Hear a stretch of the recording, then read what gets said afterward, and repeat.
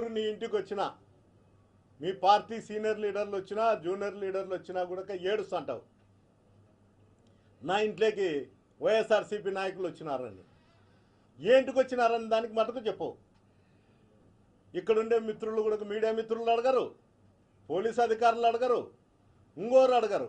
ఏంటికి వచ్చినాడు మీ ఇంటికి, ఏంటికి వచ్చినారు వైఎస్ఆర్సీపీ నాయకులు అని చెప్తే మీరు మాట్లాడరు. అడిగితే అతను నోటికి వచ్చినట్లు మమ్మల్ని కూడా మాట్లాడతారు. తాడిపత్రి రిపోర్టర్లు మాత్రం మేము కూడా ఏంటికి కావాలలే, తిడితే 4 గోడల సందని తిడతాడు, లేకపోతే లేదనే పరిస్థితికి తయారైనారు. అయ్యా, నా కుటుంబ సభ్యులను తిట్టింటే, ఎవరింట్లో కానీ వాళ్ళ కుటుంబ సభ్యులను తిడితే ఎవరు ఓర్చుకోరు. దానికి కానీ మా పార్టీ వాళ్ళు కానీ ఇంకోరు కానీ వాళ్ళ ఇంటికి పోవడం జరిగింది. జరగలేదని చెప్పడంలే, అది చెప్పడంలే. అతని కుటుంబ సభ్యులు తిడితే ఊరుకుంటావా? ఎవరు ఊరుకుంటారు? చేతనయ్యేవాడు, చీముని ఎత్తరున్నవాడు వాళ్ళ కుటుంబ సభ్యులను తిడితే ఎవడు ఊరుకుంటారు? ఏంటి కోరుకుంటారా? నువ్వు ఎంతమంది కొంపలు ముంచినావు? నువ్వు ఈ గవర్నమెంట్ వచ్చినాక ఎన్ని షాపులకు లాక్ చేసినావు, ఎన్ని ఇళ్లకు లాక్ చేసినావు? ఆ గ్రామాలలో వైఎస్ఆర్సీపీ సానుభూతి పరులున్నా, టౌన్లో సానుభూతి పరులున్నా వాళ్ళపైన దాడులు చేయిస్తాం. ఓ సామాజిక వర్గాన్ని ఒక రౌడీజంగా తయారు చేసి వాళ్ళ మీద దాడులు చేస్తాడు. సిగ్గుండల్లా ఆలోచన చేయి. అస్మిత్ రెడ్డి గారు, నీకు ఇంతకుముందు కూడా చెప్పినా, ఇప్పుడు కూడా చెప్తాడా, మీ నాయనకు పురుగు కలిపి ఒక గ్యాంగ్స్టార్గా తయారు చేసి తాడిపత్రి పట్టణం మీద ఇచ్చినాం. వ్యవస్థలు అనేటివి ఉన్నాయి. ట్రాఫిక్ క్లియర్ చేయాల్సిన బాధ్యత మీ నాయనది కాదు. షాపులు ముందర మోటార్ సైకిళ్ళు ఉంటే తీసేసి షాప్ ఓనర్లను తిట్టే బాధ్యత మీ నాయనది కాదు. దానికి ట్రాఫిక్ పోలీసు వాళ్ళు ఉంటారు, లేకపోతే లోకల్ పోలీసుకు చెప్పు. మున్సిపల్ కమిషనర్ తాడిపత్రిలో ఉండాడో లేడో కూడా తెలియదు. అతని ఉద్యోగం కూడా నువ్వే చేస్తాండవు. నీకు ఏం హక్కు ఉందని నువ్వు చేస్తాండవు తాడిపత్రిలో. నీ కొడుకు ఎమ్మెల్యే అయినంత మాత్రాన అవన్నీ నువ్వు భుజస్తంభాల మీద వేసుకొని రౌడీజం చేస్తావా?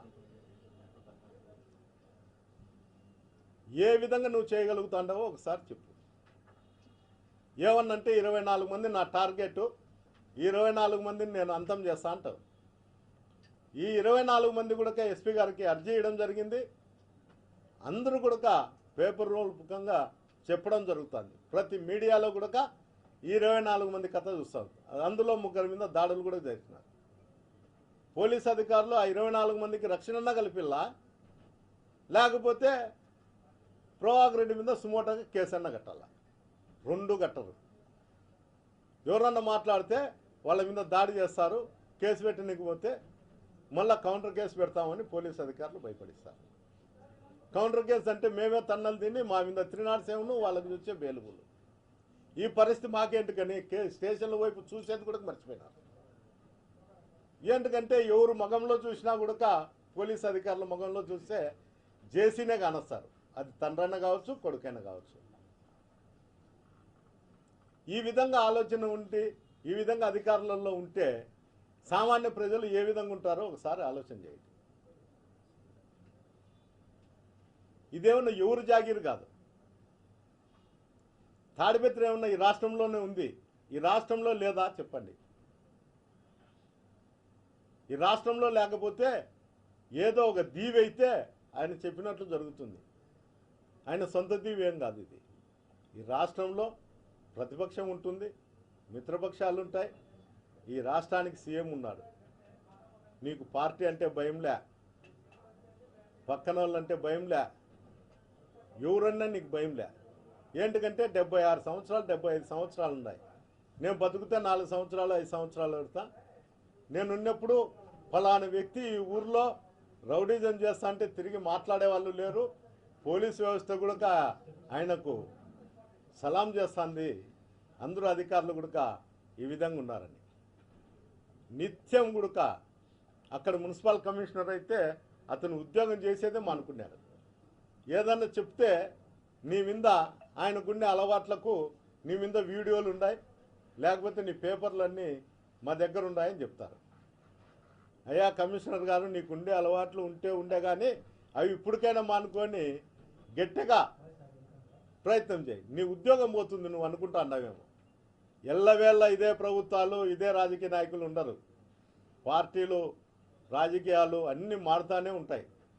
రేపు పొద్దున పొరపాటున ప్రభుత్వం పోతే కమిషనర్ నువ్వు ఎక్కడున్నా కూడా దీని మూల్యం చెల్లించుకుంటావు.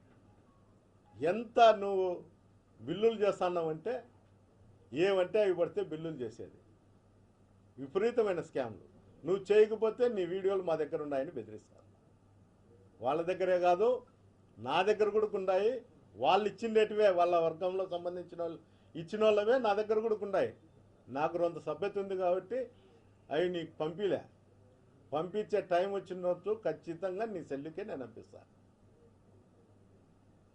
ఎక్కడుందా డంప్యార్డ్ యాడ్నో ఉంటే దాన్ని నువ్వు ఎమ్మెల్యే భాగం పంచుకొని డబ్బు తీసుకొని యాడ ప్లాట్లేసిన సాటి గుంతలలో చెత్త చదారం ఇస్తాను.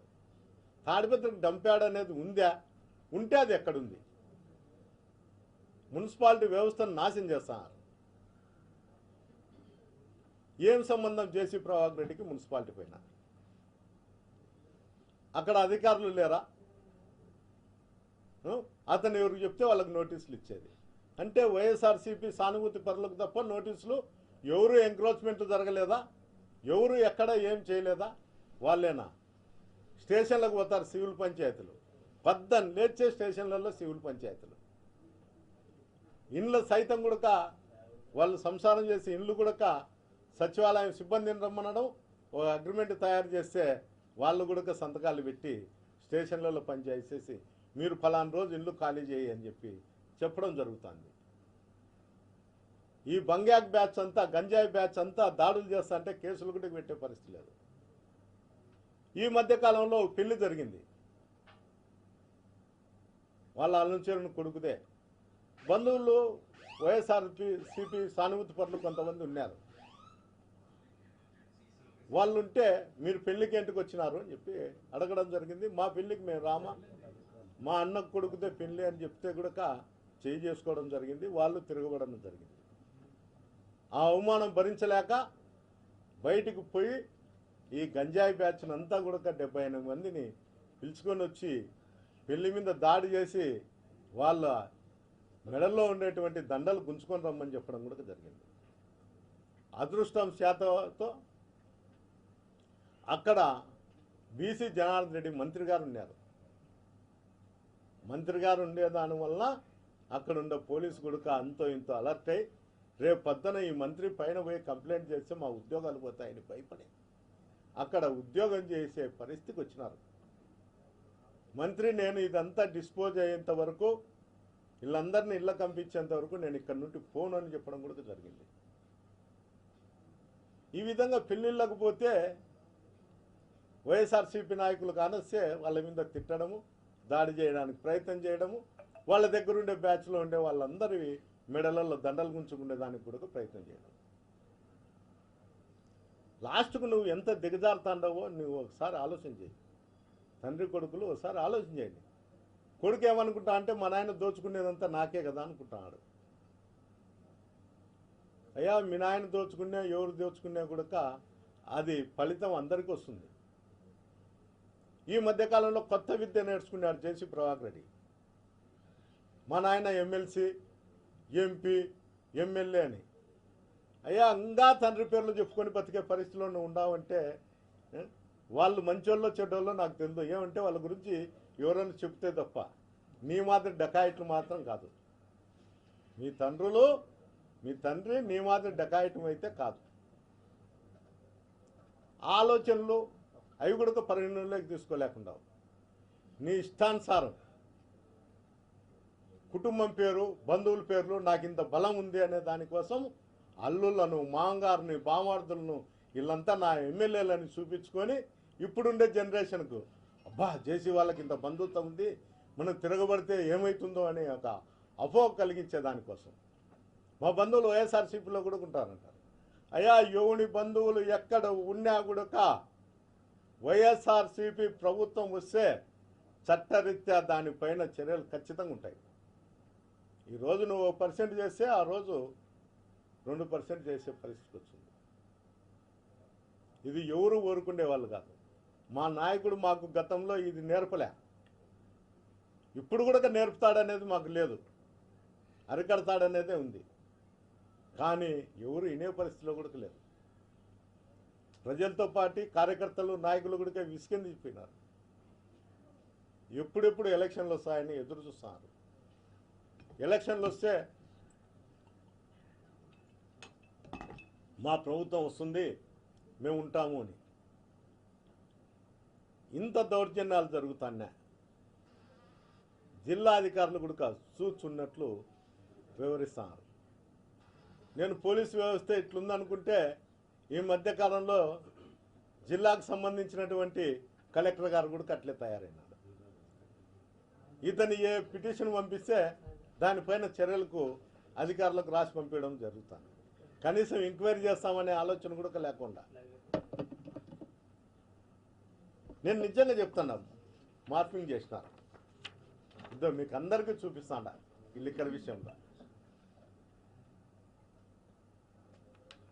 ఈ పైనుండేది లిక్కర్లో సంబంధించిన వ్యక్తి, కింద ఉండేది నరసింహారెడ్డి అని మా పార్టీకి సంబంధించిన వ్యక్తి. అతన్ని తీసి ఇది పెట్టినారు. దీనిపైన పోలీసులు ఎలాంటి చర్యలు కూడా తీసుకోవడం లేదు.